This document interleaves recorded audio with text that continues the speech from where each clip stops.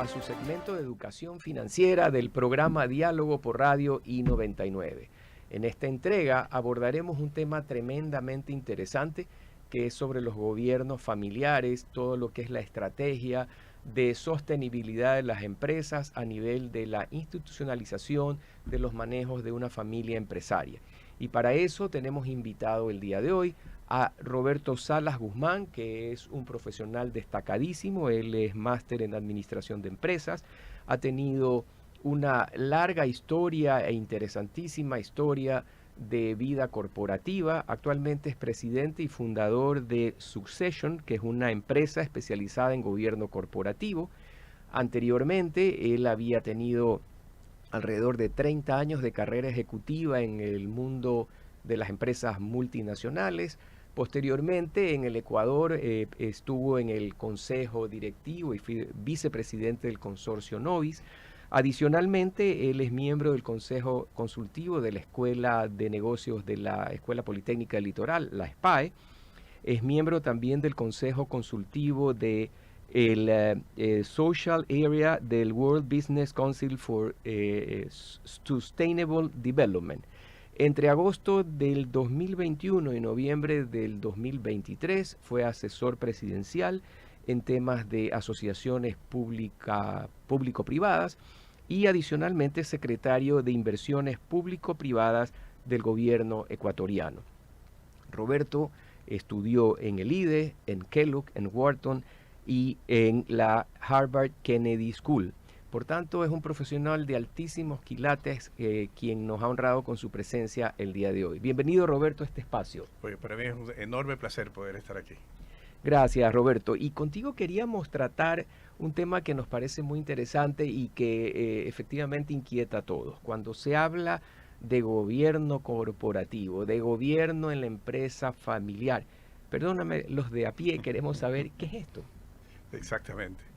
Oye, primero un saludo a la audiencia. Y yo creo que tu pregunta es la más importante para poder desmitificar todo este concepto en algo que sea digerible, algo que sea sencillo. Y cuando se usa la palabra gobierno, se piensa que normalmente los países se gobiernan, pero las empresas o las familias no. Y la verdad es que cuando uno define más específicamente lo que significa la palabra gobernar, se va entendiendo mejor. Y gobernar no es otra cosa que dirigir a largo plazo, dar una dirección a largo plazo, tomar el control de tu destino, de lo que quieres ser en 5, 7, 10 años o 20 años de aquí para en adelante. Y cuando se define esto así, el gobierno aplica para todos, incluso para las personas que nos necesitamos autogobernar porque también tenemos objetivos de mediano y largo plazo. Entonces, si gobernar es dirigir algo o alguien a largo plazo, ¿cómo se estructura todo un esquema, todo un sistema para que ese largo plazo se cumpla? Y es ahí donde viene el concepto de la gobernanza empresarial. Y la gobernanza empresarial no son otras cosas sino definir ciertas normas, ciertas políticas, ciertos procesos, definir ciertas instancias o entes y actores para que cuando se interrelacionan todos estos entre sí, la empresa, en este caso, pueda llegar al rumbo establecido, a la dirección establecida en el largo plazo. Y para eso se requiere no solamente fijar una dirección, sino asegurar que el día a día va para allá. Entonces, gobernar significa dirigir y controlar. Dirigir, fijar un rumbo, controlar, asegurarse que el día a día va en ese rumbo. Y por otro lado, establecer que las interacciones de todos los actores que están dentro de ese sistema puedan hacerlo de la mejor manera. Pero ¿cómo hacemos eso? Porque lo que tú dices suena muy interesante y perdona si lo refiero así desde de la parte teórica. Ahora, tú mencionaste políticas, procesos, reglas. ¿Qué son? ¿Cómo las articulamos? ¿Para qué sirve? ¿O en qué, de tu experiencia tan vasta, hacia dónde deben estar enfocadas todas esas políticas, reglas, para que un proceso de gobierno familiar y esa perspectiva de largo plazo, que ojalá la tuviesen nuestros gobernantes en la política, se traduzca en la familia, que el día a día va trabajándose a esa meta de largo y mediano plazo. Oye, el concepto de institucionalización o de instituciones que son fundamentales para poder establecer un largo plazo y llegar a esa dirección deseada, se estableció ya hace algunos años y hay algunos economistas que han ganado premio Nobel por justamente descubrir o explicar mejor el cómo esa institucionalización está directamente relacionada con el crecimiento económico, con la prosperidad de las empresas. Hay uno específicamente, se llama el profesor Douglas North, que estableció que el principal elemento de una institución es reducir la incertidumbre. El segundo elemento es que todos estos esquemas que yo acabo de mencionar ayuden a tomar mejores decisiones. Y para tomar mejores decisiones es dominar los riesgos importantes o los impactos importantes que están detrás de cada decisión. Y un cuarto elemento, no menos importante, es el de apoyar para que esas decisiones tengan la aceptación de los actores que son impactados.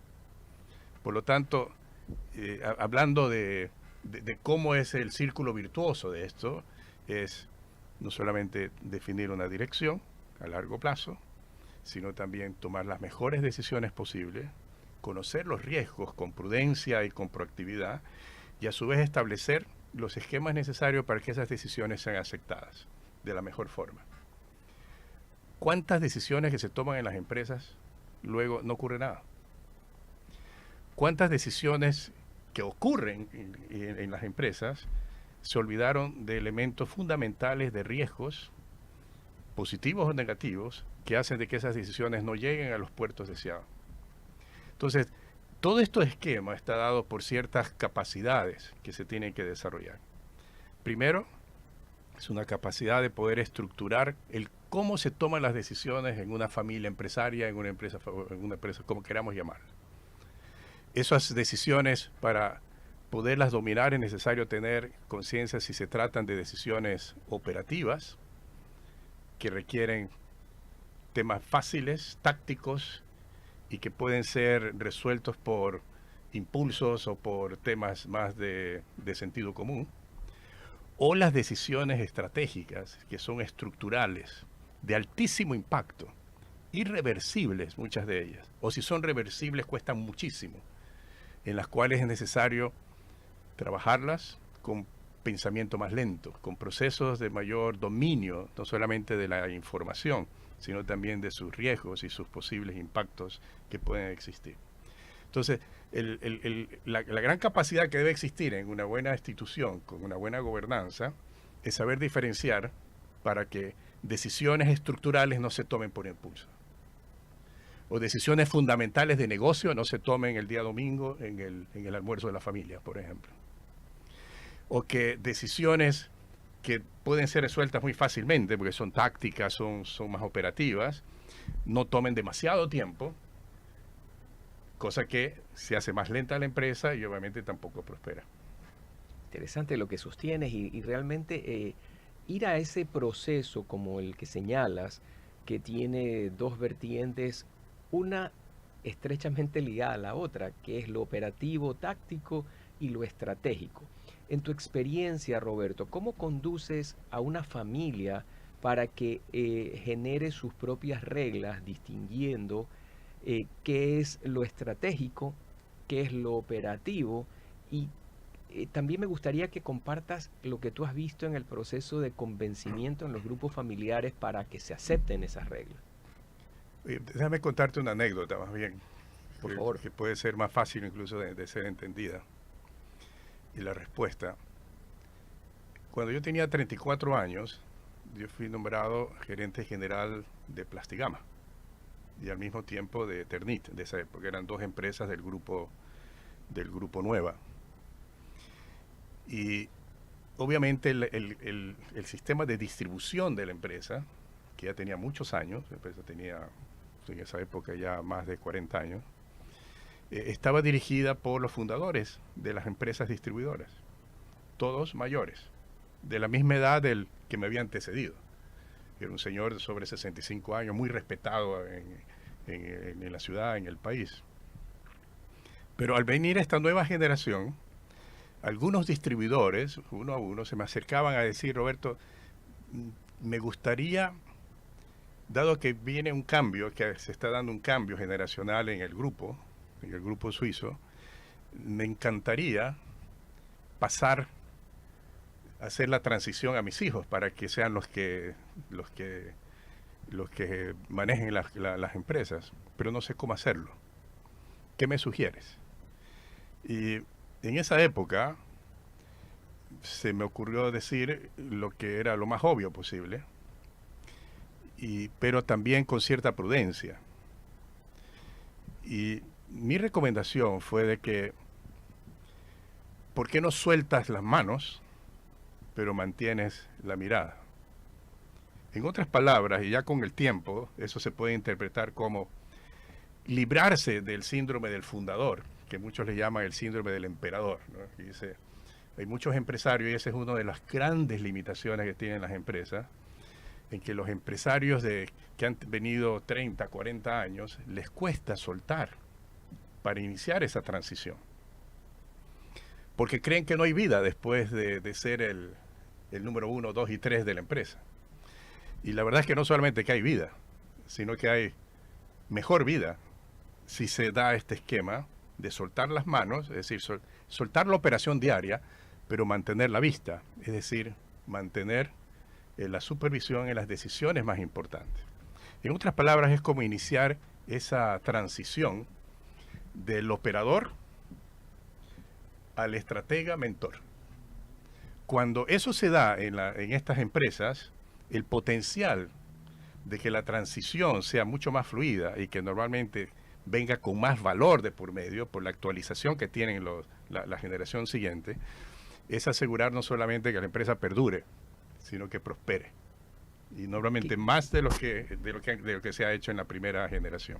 Qué interesante lo que comentas, y a partir de hechos reales que son parte de tu vida y de tu experiencia profesional. Roberto, y oyéndote, me surge una inquietud, y creo que la de nuestros oyentes va a coincidir con la mía. Eso significa que el primer planteamiento que debe hacerse el fundador de una empresa es: ¿hasta dónde estoy dispuesto a renunciar a lo que soy o a lo que creo que soy, y distanciarme, desdoblarme de lo que es la empresa? Porque lamentablemente mucha gente que funda empresas tiene una confusión, tiene mezcladas su vida personal, su vida empresaria, y cree que no hay nada más que fuera de la empresa. Sí. Entonces, de tu experiencia, ¿coincidirías que el paso fundamental es la toma de conciencia por parte del fundador? Yo diría que sí. Y normalmente cuando el fundador toma la conciencia en eso, la transición es mucho más fácil. Yo he visto también casos, que ocurre todo lo contrario, donde ese apego al poder, a tomar las decisiones de las unas y las otras que mencioné, de las tácticas y las relevantes, lo que conduce es, con el tiempo, es a una fricción. Es una fricción entre la nueva generación, que trae ideas nuevas, y el apego al éxito de un anclaje en el pasado, que pocas veces se migra hacia las evoluciones tecnológicas de hoy, y en donde esa fricción normalmente no es una tensión constructiva, más bien una tensión negativa que normalmente termina mal. Déjame contar otra anécdota. No, y eso creo que nutre mucho, por favor. Que me parece muy bien. Esta es la vía en Chile, donde estuve muchos años dirigiendo una empresa con sede en Chile. Y era necesaria una transición. La nueva generación estaba muy deseosa de asumir otros roles, se sentía subutilizada. Algunos incluso estaban saliéndose porque no tenían esa oportunidad.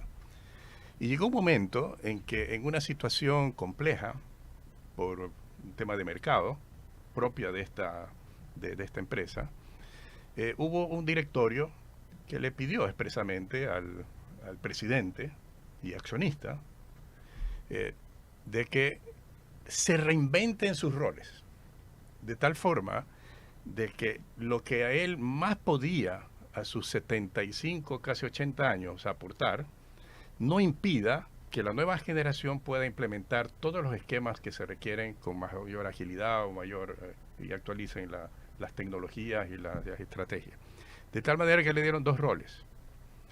El rol de las relaciones con los clientes internacionales, que eran muchos, una empresa que exportaba casi el 70% de su... y tenía unas relaciones fantásticas con los principales de estas empresas del Asia fundamentalmente. Y un segundo, que era manejar la formación de nuevos líderes.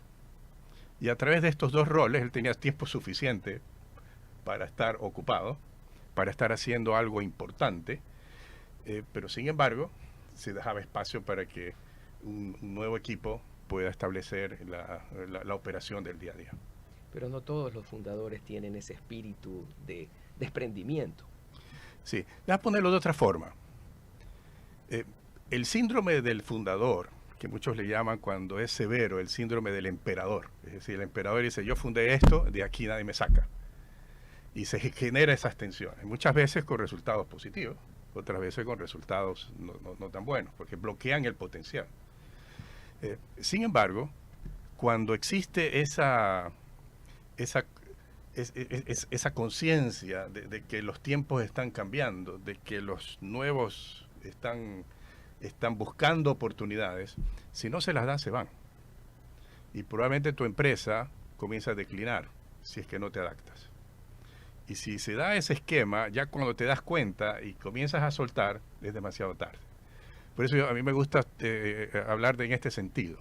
Si tú has creado un legado importante, un legado de valor en el patrimonio de los negocios que fundaste y que es muy importante reinventarte para que lo que fue de un visionario, el crear ese legado, puedas tener la sabiduría basada en cierta dosis de humildad, de decir, es tiempo de focalizarme en algo para dar oportunidades a otros. ¿Por qué digo focalizarme en algo? Porque creo que el error también de las nuevas generaciones es que al fundador, que puede ser el papá o la mamá en ciertos casos, se les quiere mandar a hacer cosas que para ellos no les llena al 100%. Y por lo tanto se creen que después no hay vida. Y eso es un error también.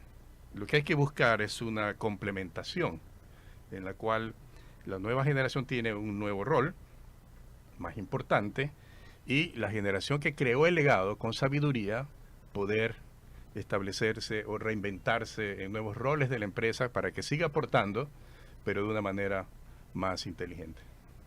So pena de separarme del hilo conductor de la temática central que nos ha unido hoy día.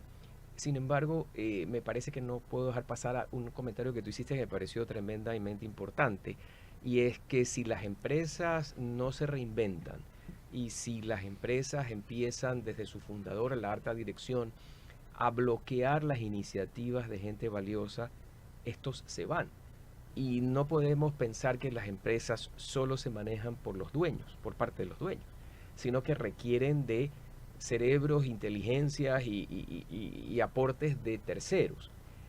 En esa línea, cuando tú armas todo este esquema de estrategias a largo plazo, de visión, misión de la empresa, aunque ahora se le llama un poco diferente,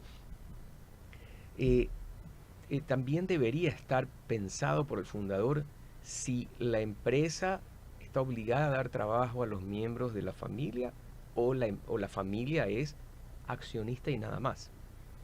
Eso es una elección. Yo conozco de ambos casos. Conozco de empresas en las cuales, o de grupos empresariales, que ya dejaron de ser empresa familiar y hoy son familia empresaria. A largo plazo, eso es importante reconocerlo, a largo plazo, lo que empieza como una empresa familiar, normalmente se convierte muchas veces en un consorcio, un conglomerado de algunos negocios, donde probablemente la primera empresa familiar es solamente una parte y no necesariamente la más importante. Por lo tanto, es una decisión de la misma familia que en comunicación abierta define cómo quiere que la familia participe y en qué condiciones.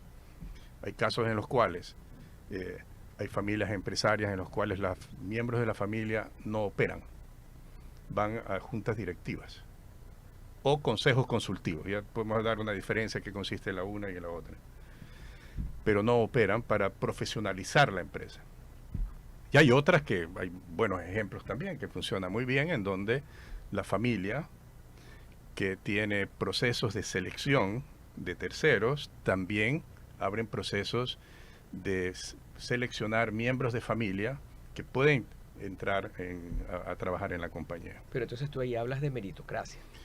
Tiene que hacer, eso es súper importante lo que mencionas, porque hay una matriz que desarrollamos en la firma, en Succession, en la cual puede existir un altísimo deseo de un miembro de la familia de ser parte de la empresa, pero no tiene las competencias o capacidades. Entonces, el óptimo es cuando los dos son positivos.